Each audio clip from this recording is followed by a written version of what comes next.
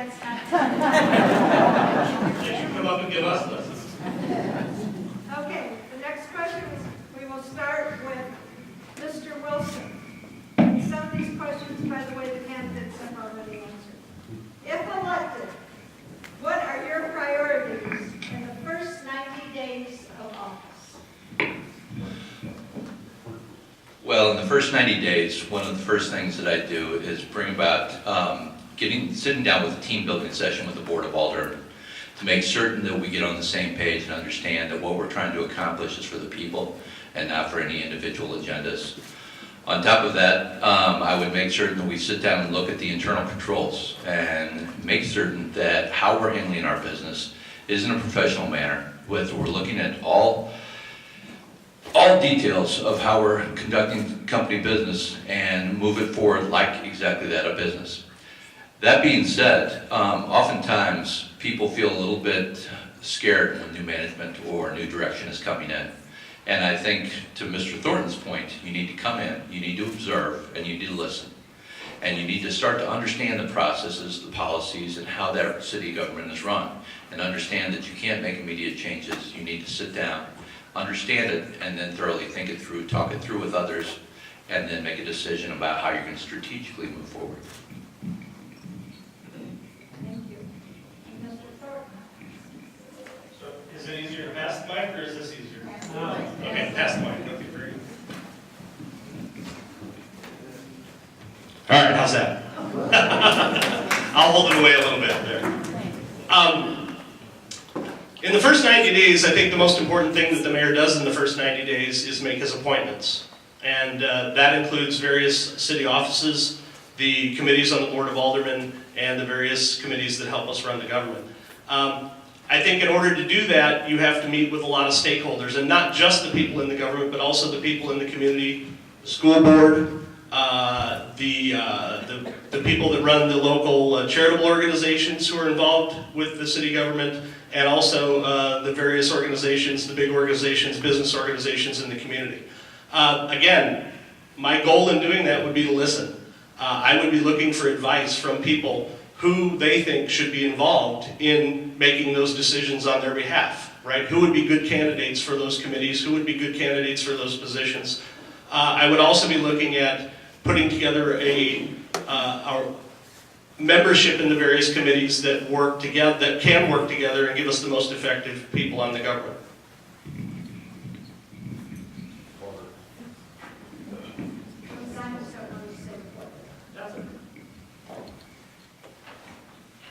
Well, first I'd like to say the stumble in my opening comment was completely the microphone's fault. Sorry. As far as my first 90 days, what I would like to do is meet with the individual aldermen one-on-one and see where we can build common ground, find out their top 1 or 2 priorities, align those up, and show among the Board of Aldermen where we all have unity. At the same time, I would ask them each, how would they like to see the meetings run? What is it that they haven't liked occurred in the past, and what would they like to see occur in the future? And then focus on a few small items we can work as a board together and try and show a team. Additionally, I would also like to focus on setting up a citizen-based audit committee. If you look at the audit recommendations from our external auditors, that's still an outstanding item that hasn't been addressed by the board, one I've tried to bring forward in the past. And I think that'd be a great committee to show the residents that there is a group of residents out there watching the Board of Aldermen and making sure that oversight is taking place. Thank you. If I'm not mistaken, we start with Mr. Thornton. And this is a more specific question. Money was diverted from planned upgrade to the Brentwood EMS, from the Brentwood EMS services to fund other projects. ECDC has failed significantly. Would you be inclined to find money to restore in-house Brentwood EMS, and why?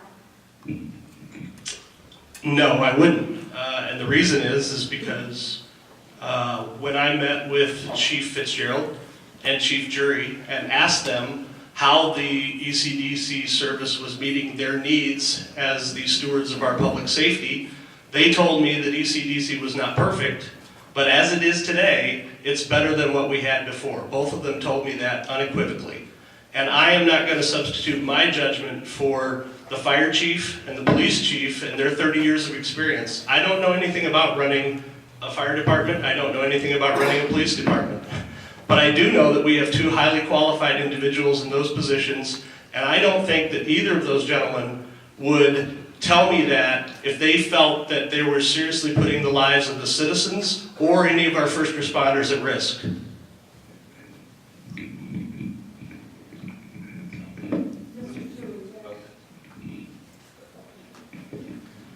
I also would not look to replace ECDC. One of the reasons is this program has offered the city some additional benefits we didn't have in the past. When going out for mutual aid calls, often now in our society, when the fire department has a call, they have to reach out to many municipalities. ECDC allows the ability for the city to reach 5 or 6 municipalities in one call. Additionally, with the incidents we've seen in Ferguson, we've seen multiple police communities needed to act as one. And we've had protests in here from that incident. I feel more assured with having ECDC in place for the disaster, for any possible disasters that could occur. Additionally, as far as the hiccups that have occurred, there have been some. I'm disappointed those occurred, but those should be taken care of through the natural process of implementation. The county is implementing an 800 megahertz radio system, which will be given to all the municipalities, and this should resolve any issues which have occurred in the past, and I'm confident it will take place.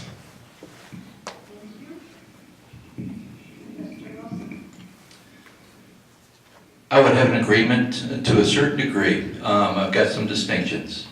I agree that Chief Jury and Chief Fitzgerald, when I met with them, as well as the mayor, all applauded the efforts of ECDC. The problem is I've met with a number of residents that have been very unhappy with the level of service.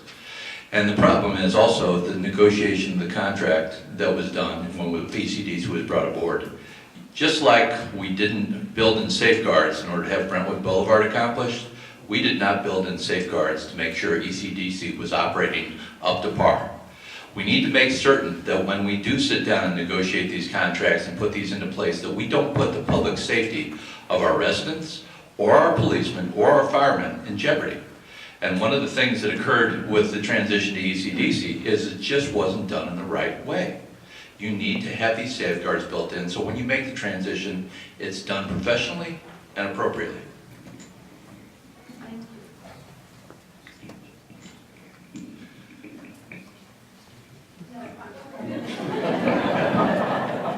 These are your future mayors.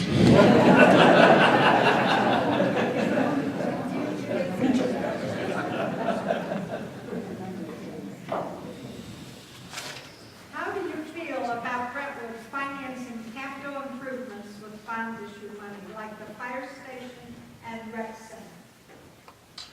I think it comes down to our long-term planning. I think it's an acceptable practice because most businesses, the way they're run, they don't actually go out and build a business or some sort of structure just in 1 year with 1 year of funds.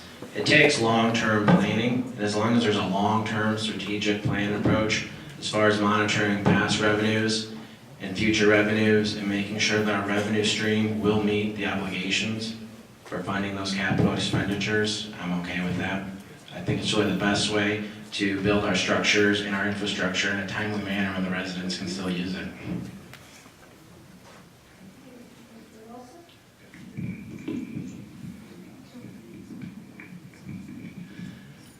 I don't disagree. The problem that I have is, and I hate to go back to the well, is once again the manner in which you communicate and deal with the residents. We've got to reach out and embrace hearing what our residents have and make certain that they know ahead of time what we're doing, why we're doing it, and how we're doing it.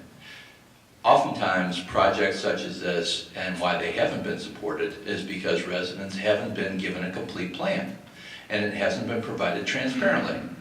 If we can simply make certain that we don't act like we know better than the residents and somehow it's too sophisticated for others to learn.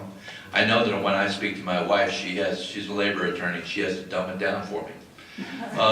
There's a way to simplify and still communicate. And I think that's one of the things that we need to accomplish with our residents in order to regain their trust.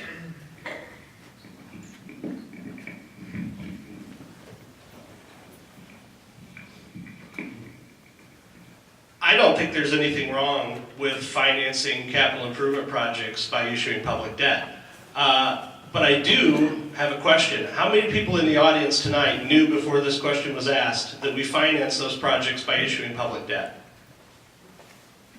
Okay, that's more than I expected, to be honest with you, because I've gone around talking to a lot of people and I don't know that there are that many people that are aware of it.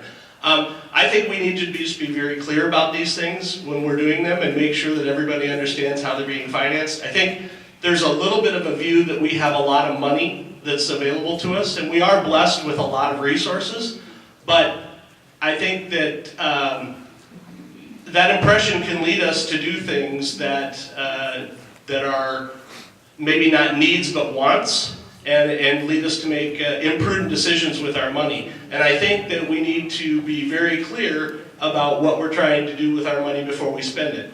For example, would you have repaved roads or a fire station? Those types of questions need to be asked before we move forward on those projects. Mr. Wilson, we start with you. As the mayor of Brentwood, apparently here it is the practice that if council has a tie vote, the mayor breaks that vote. And the question is, what factors would be involved for you to break a tie? Well, once again, it comes down to listening. It become educating myself about the topic and the issue, trying to understand what experts provide you as far as understanding the pros and cons of a situation, hearing the aldermen and speaking in session in order to try to understand what their points of view are, and then once again listening to the constituency of the residents. Oftentimes, there might be projects that I personally might believe need to be ventured forward or would be positive to have ventured forward. However, what we need to do as a whole is listen to our residents and listen to what their personal interests are. Look at how it affects them. When we put a project in Ward 3, we can't expect that that project is going to impact Ward 1 as much as it impacts Ward 3. So we've got to listen to the people who are affected, and we need to listen to the community as a whole. Go on now to Mr. Thornton. I think the mayor has a special position. He's the only elected official that represents the entire city. The aldermen are elected to represent their wards, but the mayor has to represent the entire city. And I think in order to do that, you have to kind of put aside whatever your personal view of a particular issue might be, and look to what's best for the city as a whole when you're considering whatever the particular issue might be. The second thing I think that's important to do, particularly from the mayor's chair, is to consider the long-term impact of a decision. You have to be willing to think about, is this a good decision for 10 years down the road? I mean, we're doing it today, but how's it going to affect the community 10 years down the road? Yeah, you might not be in office or whatever, but the people in the community still have to live with the results of that decision. And so I think the mayor is in a particular spot to be able to make those two considerations primary in how he votes, as opposed to the alderman who may have other considerations. Well, each situation would be its own unique set of circumstances, but it would be a combination of what the residents want, any professional opinions given by outside counsel, or our own internal directors, chiefs, as well as what I think is for the best for the city. To give a guideline of how to reach the conclusion, if there was a decision giving the city a future direction, how to allocate funds, where they want them spent, do they want to hire more staff, would they rather money spent on infrastructure? That's direction. I would listen to as many residents as I can and go with where I think the majority is. If we're looking at an issue regarding public safety and what's the best method of conducting our first responders, then I'm going to listen to our chiefs as well as chiefs and other experts with that type of experience in the other municipalities and arrive at my conclusion. Doesn't mean I won't disregard the other factors. It's just be a different balance of circumstances. And it was the greatest weight. Thank you. Mr. Thornton, I have a number of questions pertaining to each candidate's position on the Boys and Girls Home in Brentwood. I think you mean Boys Hope, Girls Hope. I'm sorry, Boys Home and Girls Home. I'm sorry. thing that concerned me most about Boys Hope, Girls Hope is the way we conducted the debate. To me, that issue, no matter whether you were on the side in favor of that project or not in favor of that project, it seemed to me that the debate quickly became a we versus them shouting match. And I don't believe that that type of debate leads to the best decision for anyone. I think that that type of debate just proves who can shout louder and who can throw the most dirt in the air. So, again, as your mayor, I don't think it's probably appropriate for me for you to know how I would have voted on that subject, because what I would have tried to do is be the person in the middle to make sure that each side got a fair hearing and that we were dealing with facts and having rational debate about it instead of the way the debate was conducted. I think that leads to the best decisions for everybody involved, and that's what I would have tried to do in that situation. Mr. Tui? Well, I can comment on this because I did have a vote in that situation. And I knew when that first proposal first came, it was going to be a controversial application for the city, because this was a unique program and something new to the city. But when you look at it from a pure structural standpoint and how it ought to outline the city, we're always trying to come up with a soft blend between commercial and residential, instead of just a hard line of commercial development and then boom, houses right there. I thought this was a fantastic idea to have something that was a combination of residential as well as commercial, and a soft blend in the neighborhood. On top of that, I also thought it was the right thing to do. And it was a wonderful opportunity to give 20 kids who don't have the same resources we all grew up with an opportunity to share in it and live bright futures going forward. I was disappointed with the outcome of that decision. Mr. Wilson? You're gonna have to forgive me because I anticipated this question. I had some very pointed views, and it was single family, not PDUs. It was an institutional building with no adequate buffers. And really what it came down to a lack of our leadership's communication in order to make sure our residents knew exactly what was going on and when it was going on. It really was disheartening how this project caused diverseness within the community.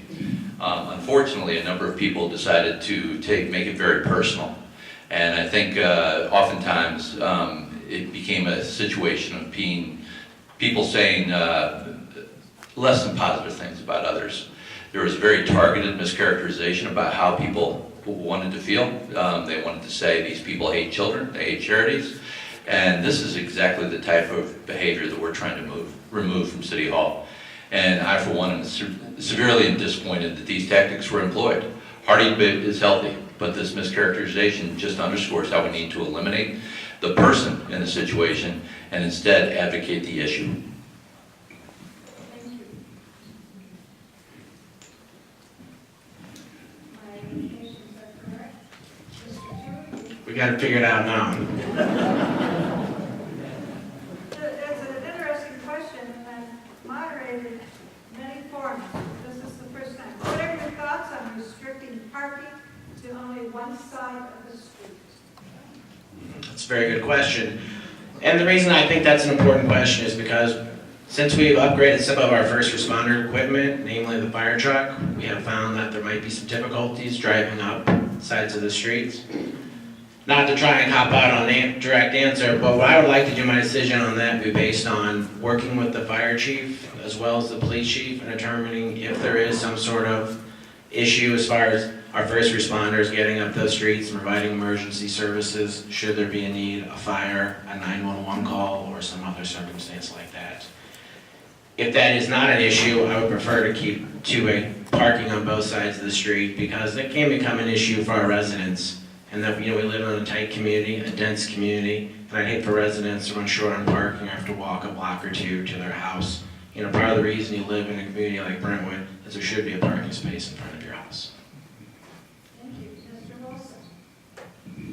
Wilson? I entirely agree with Mr. Tui. I think we all know that there are different sizes of streets within our community. So as opposed to going down Pine or White, if you're going down Madge or Powell, you're going to have a much tighter situation getting through. To Mr. Tui's point in regards to our emergency equipment getting through, we've had a number of residents who expressed a problem with a lot of speeding going on once things got rerouted for Highway 40, using McKnight and Pine and White and Rosalie as thoroughfares. This is a problem, and those streets don't necessarily need one-sided parking, but we also need to address the issue of how are we going to make certain that we address the issue of speeding and keep our neighborhoods safe. But bottom line, I think in the right situation with the right street and the size of the street, we have to look at the reality. And the reality in some circumstances is we can only make driving through a neighborhood possible if we reserve it to one-side street parking.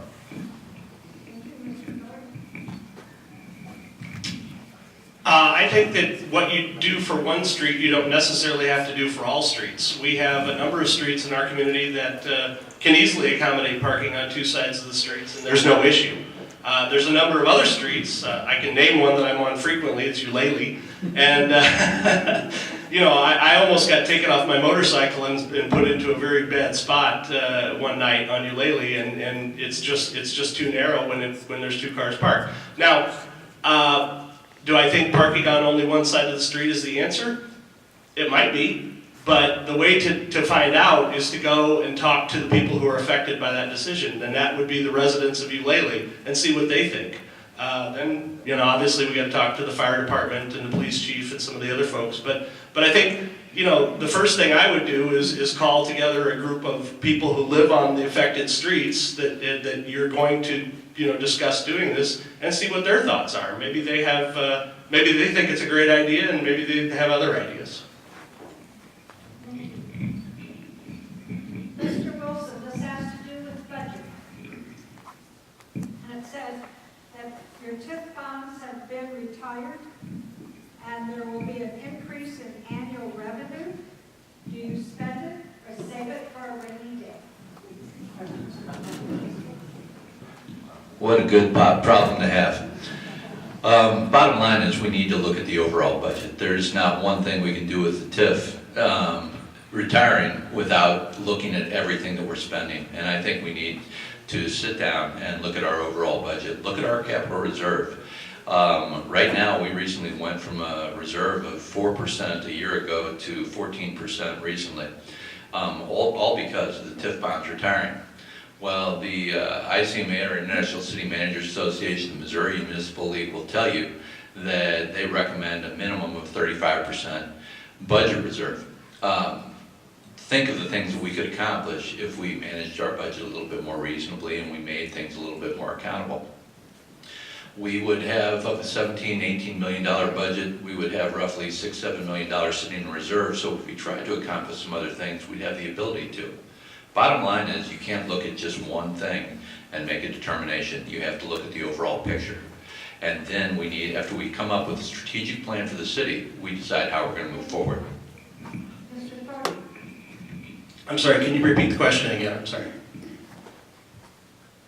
It has to do with the retirement of TIF bonds, and that the city will have an increased annual revenue. Do you spend it or save it for a rainy day? Thank you. Yeah, the first thing with the TIF is to recognize, the two TIFs that have been retired, and they've been retired significantly early, are producing an annual revenue to the city's general fund of about $2 million, something in that neighborhood, which is a fairly significant amount of money. Do you spend it or save it? I'm not sure those are the only two options. I have a third option in mind, and that's invest it. I would invest it in infrastructure. Like I said before, I think that we've gotten a little bit behind on things like roads, parks, sidewalks. I think going around Brentwood, you see these things, and they could be better. And so, I favor the third option, and I'm sorry that's why I asked you to repeat the question. I wanted to see if there was a third option, but my third option would be to invest it. Spending is fine, but I think we spend a pretty good amount of money in the city and get services for it. I think saving is fine, and I think we do some of that, but investing would be my preferred choice. Thank you, Mr.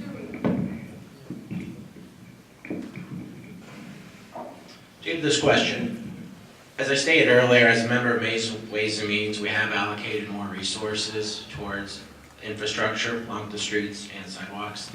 Additionally, when I joined the board, our reserve was around 4%, and actually by the end of fiscal year 2015, we're projected to be at 31%. We're currently around 25. I think once we've broken the 30% threshold, we're pretty well secured, and at that point, I would like to allocate more funds, again, as Chris mentioned earlier, towards infrastructure in the city, but not just streets and roads, but also increasing our parks, getting a set of trails. There recently was a master parks plan submitted to the city, and it showed a great way to connect all of our parks, as well as making upgrades in our parks. Some other thoughts would be safe passage across Brentwood Boulevard and Manchester Boulevard. The option of putting underground tunnel under Manchester was brought up.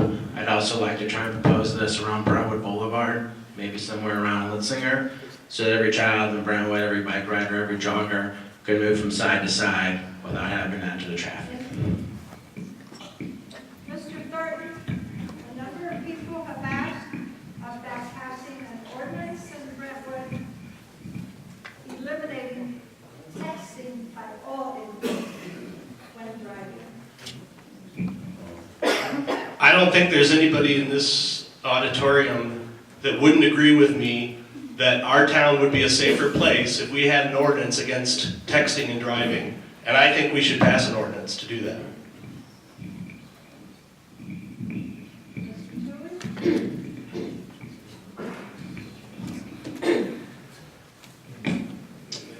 I agree that everyone in this room would agree drivers should not text while driving. There was an issue brought up to the Board of Aldermen with a possible ordinance.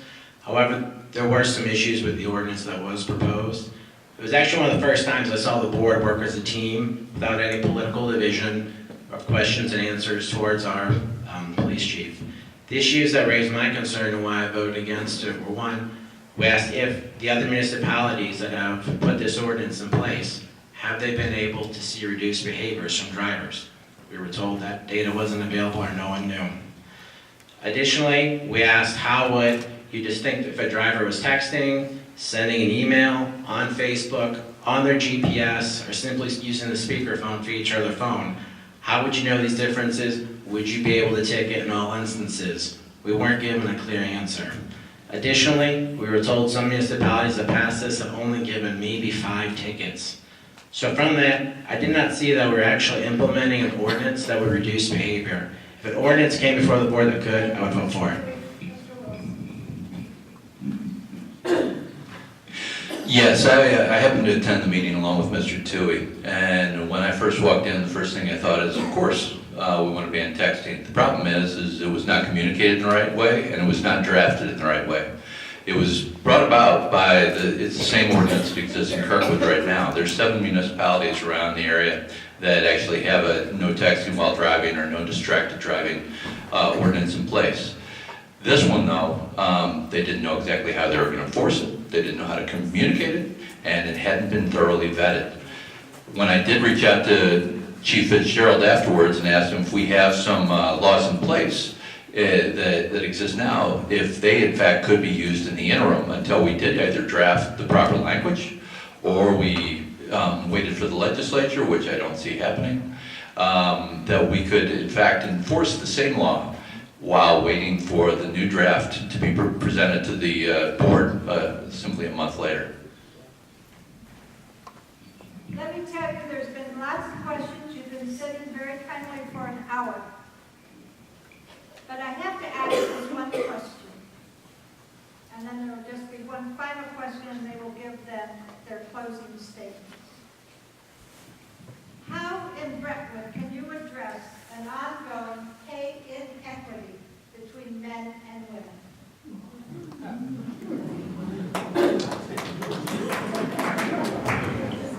Well, I'm not aware of any data out there showing our men and women aren't paid the same salaries. I definitely think that pay should be determined on the quality of work produced and not by one's gender. And I would hope we're in a society and a city that promotes the same types of values and ideals. That's about all I have. Okay, Mr. Wilson? I would agree with Mr. Toohey. It doesn't come down to anything other than you are paid for your merit and what sort of value that you provide to to your employer.